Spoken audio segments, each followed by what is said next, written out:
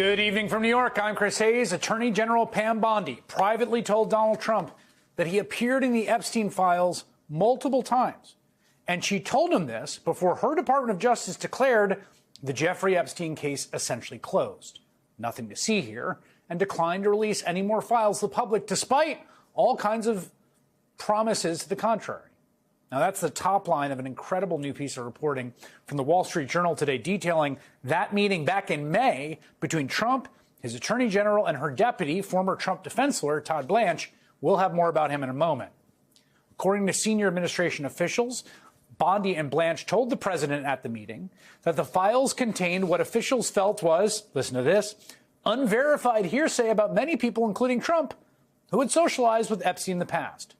One official familiar with the documents said they contained hundreds of other names. They also told Trump that senior Justice Department officials didn't plan to release any more documents related to the investigation of the convicted sex offender because the material contained child pornography and victims' personal information, the officials said. Now, I should be clear here, NBC News has not independently verified this reporting, which appeared just hours ago in the Wall Street Journal. And let's be clear, the mere presence of a person's name in these files is not an indication of wrongdoing by itself. As we know, Epstein had tons of people that he was associated with. The White House communications director called the Journal report, quote, another fake news story. But we do know that meeting happened. Bondi briefed Trump on the results of her DOJ Epstein investigation in May. And if the Journal's reporting is accurate, and subsequently the Times is reporting along similar lines, if Bondi did tell Trump at that meeting that his name was in the files, then why did he say the opposite when asked about that very thing last week? Specifically, did she tell you at all that your name appeared in the file? No, she's given us just a very quick briefing, and in terms of the credibility of the different things that they've seen. And I would say that, you know, these files were made up by Comey, they were made up by Obama, they were made up by the Biden, we went through years of that with the Russia hoax, with all of the different things that we had to go through. We've gone through years of it. They were made by Barack Obama using his time-traveling machine. He was asked directly if Bondi told him he was in the files, and he said no. And then he said the files were made up by a whole bunch of Democrats and rambled about Russia. And now we have a report suggesting that was a lie. I think he would remember if Pam Bondi told him he was in the files, don't you? For what reason would he lie like that? In fact, here's a litany of other things Trump has said about the Epstein case in recent weeks after he was reportedly told his name was in the files. Are you still talking about Jeffrey Epstein? This guy's been talked about for years. He's dead for a long time. He was never a big factor in terms of life. I don't understand what the interest or what the fascination is. It's all been a big hoax. It's perpetrated by the Democrats, and some stupid Republicans and foolish Republicans fall into the net, and so they try and do the Democrats' work. I call it the Epstein hoax. Remember, he was never a big factor in terms of life. The Journal report raises a lot of other questions. For instance, it says that FBI Director Kash Patel has privately told other government officials that Trump's name appeared in the files, according to people close to the administration. Patel declined to answer the Journal's questions. Now, who exactly would Kash Patel have been telling this to? It's not clear. If he did do that, that seems like kind of a big no-no. It is worth noting that in the middle of all this, back in June, remember when billionaire Elon Musk had his big falling out with Trump over the bill that Trump was pushing? Do you remember when Musk tweeted, then deleted a post saying the following, "Time to drop the really big bomb. Donald Trump is in the Epstein files. That is the real reason they have not been made public. Have a nice day, Donald J. Trump." Today's Journal report also cited a statement from Bondi and her deputy, Blanche, saying nothing in the Epstein files warranted further investigation or prosecution. As part of our routine briefing, we made the president aware of the findings they said. But here's the thing. If nothing warranted further investigation, then why is the Trump DOJ suddenly in talks with Epstein's key accomplice, Ghislaine Maxwell? Maxwell's currently serving 20 years in federal prison for recruiting and grooming middle school and high school girls for sexual abuse by Epstein and others. And her lawyers Her lawyer is in discussion with Deputy Attorney General Todd Blanche, who again was Trump's personal defense lawyer in his criminal conviction.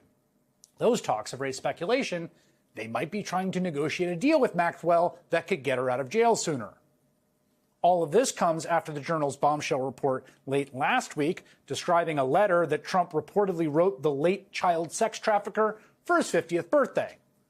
A letter written inside a line drawing of a naked woman with Donald Trump signed where her pubic hair would be, in which he says, among other things, "We have certain things in common, Jeffrey. Enigmas never age. May every day be another wonderful secret." Trump says the story is fake and is suing the reporters, the paper, the owner, Rupert Murdoch, for literally billions of dollars. But if that story rocked Trump world, and it seemed to do that, today's Journal reporting might rock MAGA to its core. It also, crucially, seems to corroborate allegations by ranking Democrat on the Senate Judiciary Committee, Dick Durbin. Remember, we reported this just a few days ago, who wrote a letter to Pam Bondi last week demanding her answers to reports that the hundreds of FBI personnel who reviewed the Epstein files were instructed to flag any records in which President Trump was mentioned. All of us leaves us with the question, where is the Attorney General in all this? The Trump appointee who months ago promised to release the Epstein files that were, quote, sitting on her desk, who just 2 weeks ago told us there was nothing worth releasing, who we have learned today reportedly told Trump he was in the Epstein files multiple times. Believe it or not, Pam Bondi was scheduled to speak today at a conservative international summit against human trafficking. But when she was set to take the stage, a Justice Department deputy came out instead. I do have a note from the Attorney General, from Attorney General Pam Bondi, that I wanted to share, which is the following. I'm sorry to miss all of my CPAC friends today, especially Matt and Mercy Schlapp, Senator Blackburn, and the wonderful team at the Tim Tebow Foundation. Unfortunately, I am recovering from a recently torn cornea, which is preventing me from being with you.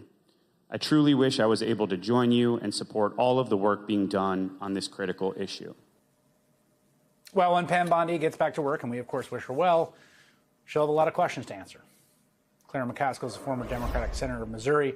Harry Littman serves as a Deputy Assistant Attorney General at the Department of Justice, and they join me now. Harry, let me start with you as someone who was fairly high up in the Department of Justice. You've served as both a U.S. Attorney and in Maine Justice. I have my own feelings about this, but I'm going to ask you and reserve my judgment. Does this seem like a normal process in which the Attorney General goes through a bunch of files, promises some big explosive, disclosure, has agents working literally around the clock to flag appearances of the president's name, then tells the president he's in there, and then says we're not going to release anything? Bizarre, abnormal, and completely forbidden, Chris, under the rules as they were. Now, we know the Trump team has laid waste to them, but it's 100% clear. Either there's a pending civil and criminal investigation, in which case you may not get within a mile of telling the president his name is mentioned, or there isn't, raising the question, what the hell is the Deputy Attorney General doing in this sort of freelance political operation to talk to Ghislaine Maxwell? What law is he trying to execute and enforce? You may not tell. There are instances. Recall Comey telling Trump as he was coming in, he's in the Russia papers, but that's because of a specific exception. If there's a pending criminal civil investigation, you may not let them know at all. And I really don't know what Blanche now even purports to be doing. What is the mission? It just seems like some freelance political operation that does not fit in the Deputy Attorney General's job description. One aspect of this, Claire, that I think has made this distinct from other things that happened with Trump is, and I think you'll agree with me, you were a Democratic senator. Look, when there's a Democratic president, the Democratic Party, Democrats, and media, broadly in line with the sort of center-left viewpoint, will criticize that president relentlessly. People on the left will get mad at them very quickly.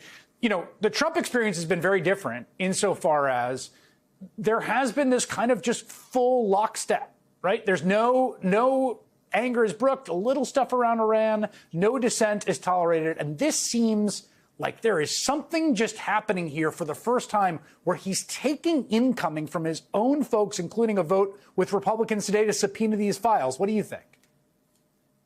Well, I keep in mind that Todd Blanche represented him in matters having to do with him paying off a porn star. This is a man who showed his immorality most of his adult life. A serial adulterer. He changed wives as often as he changed shirts, obviously for younger women.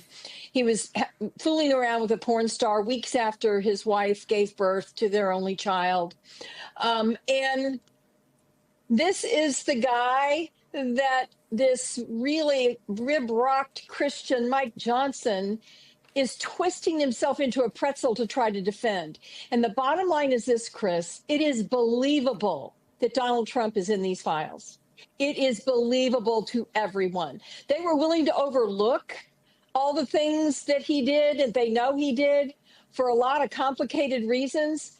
But pedophiles and blowing up the conspiracy that they hold near and dear to the foundations of MAGA, protecting all these big important people that are in these files. And, you know, verified hearsay, I got to tell you the truth. If you've ever read an investigative file, that's what it is. They're called allegations. They're called information. They're unverified because they're part of gathering facts. That doesn't mean that they're not reliable or interesting. And this is a bed that Trump made, and now he's got a lie in it. He made his base absolutely believe that this was a file that should be released and that he would release it.